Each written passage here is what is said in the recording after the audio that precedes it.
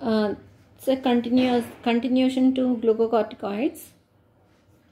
Very important feature of glucocorticoids ఏంటి అంటే when the sleeping and waking patterns are changed, it takes several days for us to get adjusted, and also adjustment of the ACTH or cortisol secretion to take place. అంటే ఏంటి sleeping and waking patterns? జనరల్గా మనం we are adjusted to certain type of life style, right? So morning మన ఇండియాలో మన ఊర్లో మన ఇంట్లో మనకున్నటువంటి పద్ధతులను బట్టి we wake up and we go to sleep. అంటే మార్నింగ్ 6 లేస్తే నైట్ 10-10:30 పడుకుంటాం. అలా కాకుండా రివర్స్లో జరగడం మొదలెట్టింది అనుకోండి, పగలంతా నిద్రపోవడం, రాత్రంతా ఏదో పగలు రాత్రి మారిపోయాయి అనుకోండి, అప్పుడు ఏమవుతుంది, మనకి స్లీపింగ్ ప్యాటర్న్స్ అన్నీ మారిపోతాయి, రైట్? సో మనం ఆ పడుకోవాల్సిన టైంలో పడుకోకుండా పనిచేసే టైంలో పడుకుని అలా ఉన్నప్పుడు దట్ ఈజ్ వాట్. సో మన లైఫ్ స్టైల్ ఎలా వెళ్తుందో అలా వెళ్తున్నంతసేపు బాగానే ఉంటుంది. ఎప్పుడైతే మారుతుందో, అంటే అది ఎప్పుడు మారుతుంది సాధారణంగా, when you go to some country like ఇప్పుడు యుఎస్ఏ ఉందనుకోండి, మనకు పగలు వాళ్ళకి రాత్రి. సో అలాంటి చోటుకి వెళ్ళారనుకోండి, లేదా వాళ్ళు ఇక్కడికి వచ్చారనుకోండి, దాన్ని జెట్ ల్యాగ్ అంటారు, రైట్? జెట్ ల్యాగ్ పేరు వినే ఉంటారు. వాళ్ళు ఏం చేస్తారు, అక్కడ వాళ్ళకి పగలంటే మనకి రాత్రి, మన రాత్రి అంతా మనం పడుకుంటా వాళ్ళు లేచి కూర్చుంటారు. అక్కడ వాళ్ళకి రాత్రి అంటే మనకి పగలు, మనం అందరం తిరుగుతూ ఉంటాం, అన్ని పనులు చేస్తుంటాం, వాళ్ళు అసలు అలా నిద్రలోనే ఉంటారు ఆల్మోస్ట్.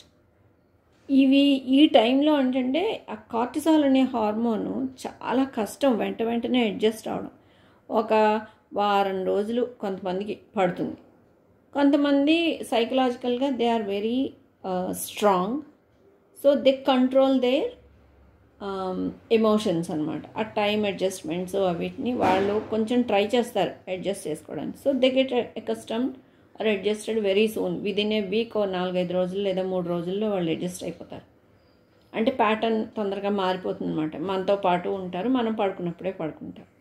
సో ఇలాంటి టైంలో ఏంటంటే దిస్ కార్టిసాల్ హ్యాస్ ఆ లెవెల్స్ మనకి మారిపోతాయి. ఎందుకంటే మనకి ఏం చెప్పాము, it's higher during 4 AM to 8 AM అన్నాము, తర్వాత తగ్గిపోతుంది అన్నాం.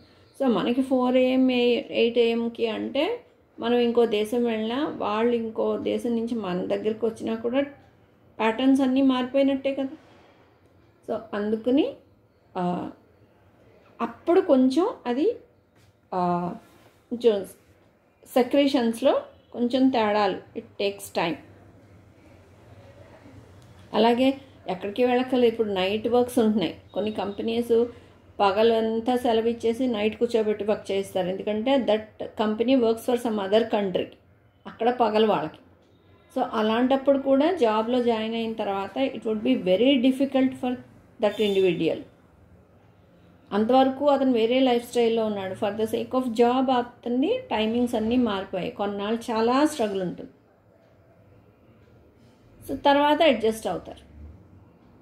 ఓకే, ఈ పాయింట్ కూడా మీరు మెన్షన్ చేయాలి glucocorticoids. Next comes మినరలోకార్టికాయిడ్స్.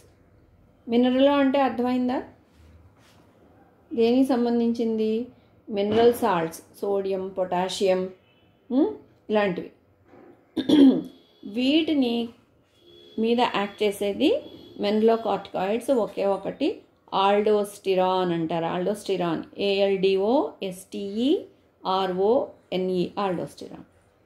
Aldosterone is the main mineralocorticoid, very very important. ఇది ఏం చేస్తుంది? What is it's function? It stimulates the reabsorption of sodium by renal tubules when the amount of sodium reabsorbed is increased, the amount of potassium excreted inside. ఇప్పుడు ఈ sodium potassium ఒకటి cell బయట ఒకటి cell లోపల ఉంటుంది, తెలుసు కదా మీకు, అయాన్స్. ఇవేంటంటే ఎప్పుడూ రేషియో మెయింటైన్ అవుతూ ఉండాలి, 3 బయట 2 లోపల అలా. ఎప్పుడైనా సోడియం ఎక్కువైపోయిందనుకోండి, ఆటోమేటిక్గా దాన్ని ఎంత ఎక్కువైందో ఎంత అవసరం లేదో బయటికి వెళ్తూ ఉంటుంది. కానీ Na+, K+, చార్జెస్ అక్కడ ఇంపార్టెంట్. సో ఏది ఎక్కువ ఉండకూడదు బాడీలో. అందుకని ఏం చేస్తుందంటే ఇది కిడ్నీలోంచి ఒకవేళ సోడియం బయటకు వెళ్ళిపోతుంటే it reabsorbs. But excess reabsorption జరిగిందనుకోండి, there is a increase in the positive charge in the system. So అప్పుడు K+ని బయటికి పంపిస్తుంది ఆ టైంలో. Okay, it is excreted. K+ amount of potassium excreted increases అనమాట. అలా ఇంకోటి ఏంటి, indirectly this affects the water excretion as water and electrolyte excretions are related. ఇప్పుడు ఎలక్ట్రోలైట్ ఒక్కటి ఇండివిజువల్గా బయటికి ఏమీ వెళ్ళలేదు. When the water is going out along with the water, electrolytes move out of the body. So ఎలక్ట్రోలైట్కి వాటర్కి చాలా అవినాభావ సంబంధం, రెండు ఒకదాంతో ఒకటి మిక్స్ అయ్యే ఉంటాయి. So when we are losing electrolytes means we are losing water also. Okay, అలా ఎక్కువ తేడాలు ఎప్పుడు వస్తాయి, సమ్మర్, బికాస్ స్వెట్ ఎక్కువ ఉంటుంది, మేజర్ ప్రాబ్లం అది. అలాగే వింటర్లో కూడా స్వెట్ ఉండదు కానీ మనం దాహం ఉండదు. So we may not consume much water, అది కూడా చాలా పెద్ద ప్రాబ్లం తీసుకొస్తుంది. సఫిషియంట్ వాటర్ లేకపోతే చాలా రియాక్షన్స్ బాడీలో మీకు తెలుసు ఎన్ని కెమికల్ రియాక్షన్స్ జరుగుతాయి, ప్రతి దానికి వాటర్ కావాలి, అక్కడ వాటర్ మాలిక్యూల్. సో ఇవన్నీ ఏంటంటే అవి తేడాలు వచ్చినప్పుడు ప్రోటాన్ కాన్సన్ట్రేషన్ ఎక్కువైపోతుంది, ఎసిడిటీ ఎక్కువైపోతుంది. సో ఇలాంటి రకరకాల సమస్యలు వస్తాయి. ఎంత ప్రొడ్యూస్ అవుతుంది ఆల్డోస్టిరాన్ అనేది ఎలా చెప్తామంటే, usually the amount of aldosterone produced is influenced by sodium level in the blood. Aldosterone hormone ఎంత ప్రొడ్యూస్ అవ్వాలి అంటే depending on the amount of sodium ఎంత మనకు ఉంది బాడీలో, దాన్ని బట్టి మారుతూ ఉంటుంది ఆల్డోస్టిరాన్. ఓకే, ఒకవేళ if the sodium level fall below the normal, అప్పుడు ఏం చేస్తుంది, మోర్ ఆల్డోస్టిరాన్ ఈజ్ సెక్రీటెడ్, అంతే కదా, to reabsorb sodium back into the body.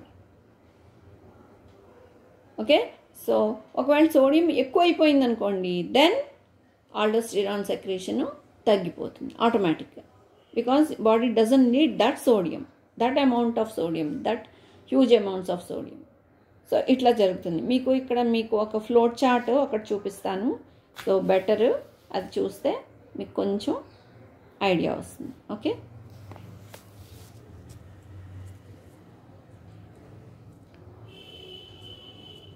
So ఎలా రెగ్యులేట్ అవుతుందంటే, రెగ్యులేషన్ ఆఫ్ ఆల్డోస్టిరాన్ సెక్రీషన్.